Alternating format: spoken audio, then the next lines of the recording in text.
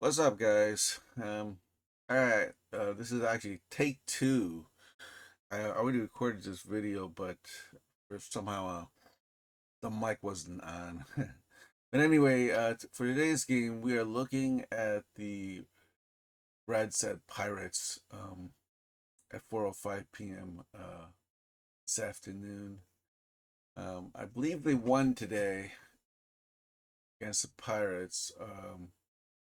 The final score was 6-4.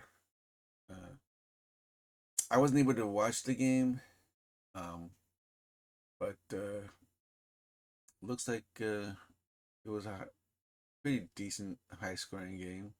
In the previous game before the series, the Reds lost. Looks like to the Brewers 5-6, and then they lost 0-2 on Tuesday, and on Monday, wow, they got swept. So then lost 1-2. So I'm kind of surprised that they beat the Pirates, considering that I think Skeens was playing today. As far as the Pirates are concerned, obviously they lost today to the Reds. Before that, they had a series, 3-game series with the Mariners, um, winning 5-1 on Thursday, 11-1 on Wednesday, and losing 2-3 on Tuesday. Wow, 11-1 and then 5. Those are pretty decent margin of victory for there. I don't know why they didn't. They lost to the Reds. But regarding tomorrow, I think our edge is the starting pitchers. For the Reds, we got Chase Burns, 9-1 win loss record, and a 2.0 ERA. I think that's really phenomenal. And then we got Jerry Jones.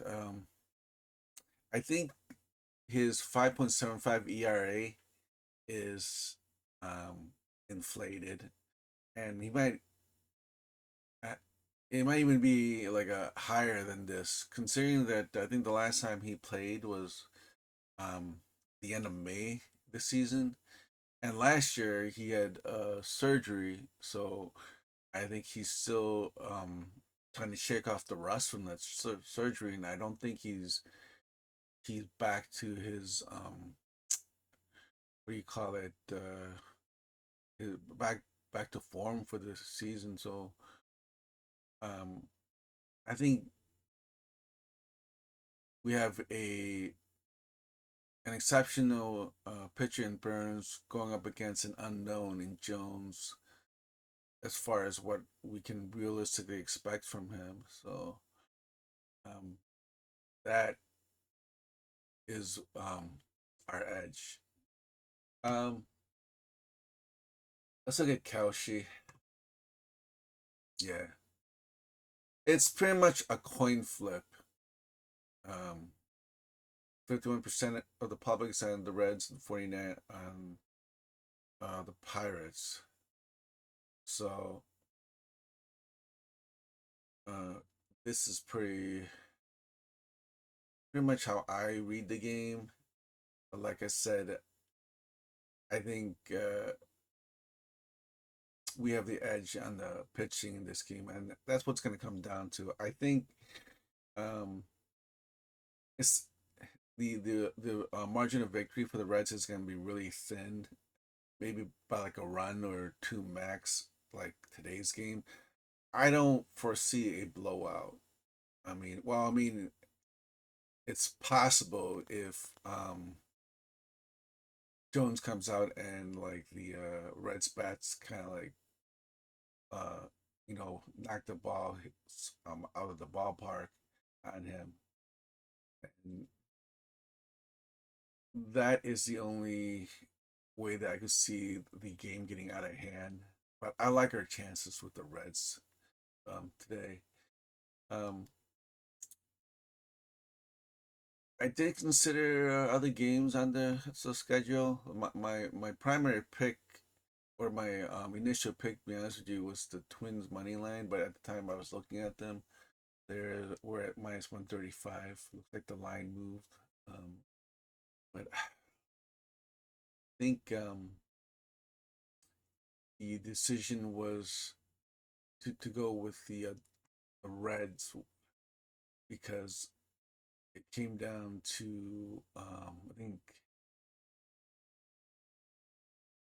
the pitching and um,